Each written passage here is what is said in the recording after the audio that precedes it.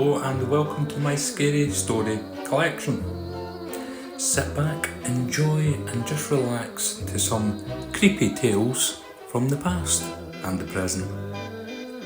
See you soon.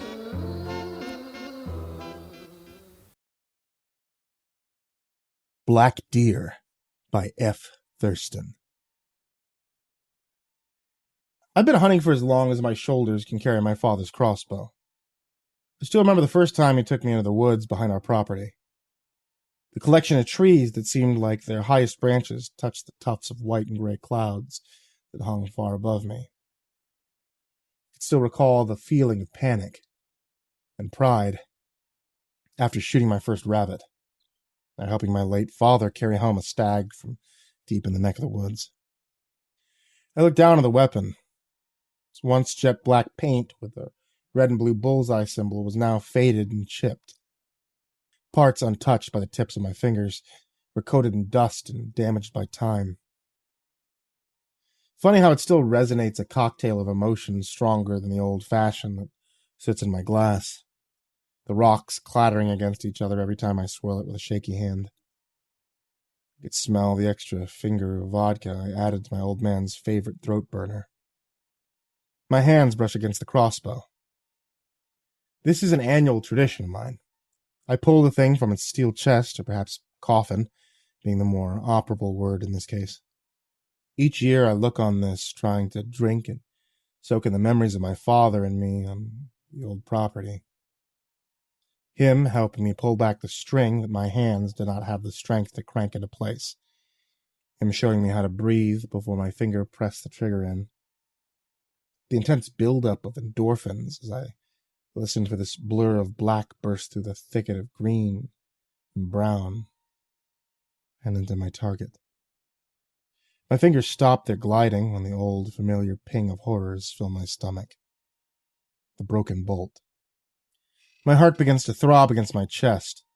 Cold sweat begins to sliver its unwanted trail down my goosebump-ridden flesh. The bolt, that broken black piece of carbon that's splintered down the shaft, it still has that smell even after all these years, along with the stains. Those stains.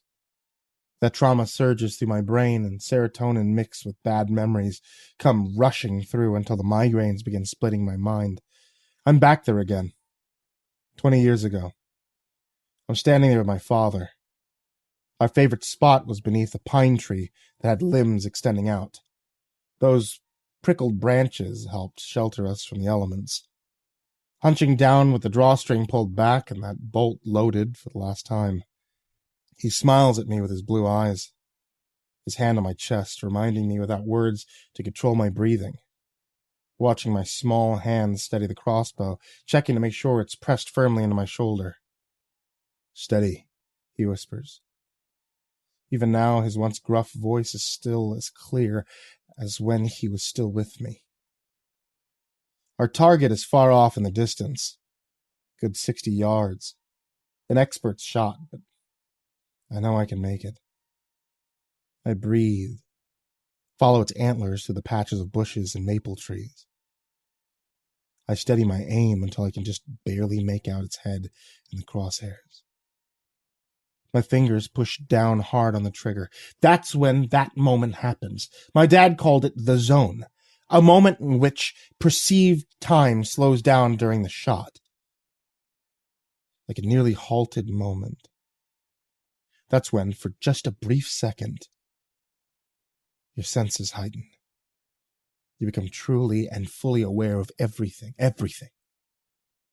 I saw my target for what it truly was, and it terrified me. What should have been a brown coat with a white under the stomach of a stag was entrenched in a tar-colored, oozing body that dripped from tattered, elongated strands of hair that looked like tendrils hanging loose from a frail, char-looking body, with rib bones poking through blotched black skin. The cottontail was bone. No skin, just bone, with wisps of black hair that fell off with each step the beast took. When the bolt blasted through nature, it burst with a wet thud, a grotesque, indecent sound. Even my father shuddered behind me. And then the smell. rotted, burning flesh, along with an odor of expired eggs and singed hair. I could feel my throat burning. Sensory overload. I could feel it even now, knowing that my real body was back in the chair, hand on that bow. I knew I was likely coughing to the point of near vomiting. It rocked back and forth in the impact of the bow. Its head swinging around until the sound of a snap. Its neck cracking back in place. It arched its back and popped in crunching sounds were a bereavement to my ears. That's when it stood up. Straight. On its hind legs. It stood tall. Underneath the brush, I could see human-like feet, hands, a bone, and a black soot-like substance that clung to its body. It yanked the bolt from its throat and threw it back at us. My father grabbed me and we ran. We ran as hard as we could. For miles we pushed through until we were back on our property. Until now, we never spoke of that moment. We'd simply continued living our lives.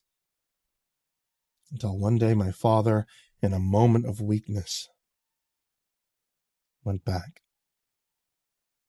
Maybe not weakness, but perhaps morbid curiosity, or perhaps due to the recession at the time and how bad the farm was doing. Maybe it was the way he intended to leave this world behind. Regardless of his intentions, he came back. He came back with that crossbow and that bolt still stained with the black substance on the tip of it. He handed me a crumpled black-stained note before he locked those things up in the steel chest that now sits on the table beside me. I sit here in my inherited rocking chair, 20 years older, with the scarred memories of a good father who left this world in agony 10 years ago. Cancer of the throat. Formed almost overnight. I open the note, and inside are 2 dates written on it. April 14th, 2012, the day my father died to a sudden puncture wound to his neck. And another date, April 14th, 2022. My hand caresses my throat, the date looming like a hangman's noose, gripping my time here, as if it were my own throat, which soon enough it very well will be. So as I leave this world, please take this advice. If you see a black deer in the woods, leave.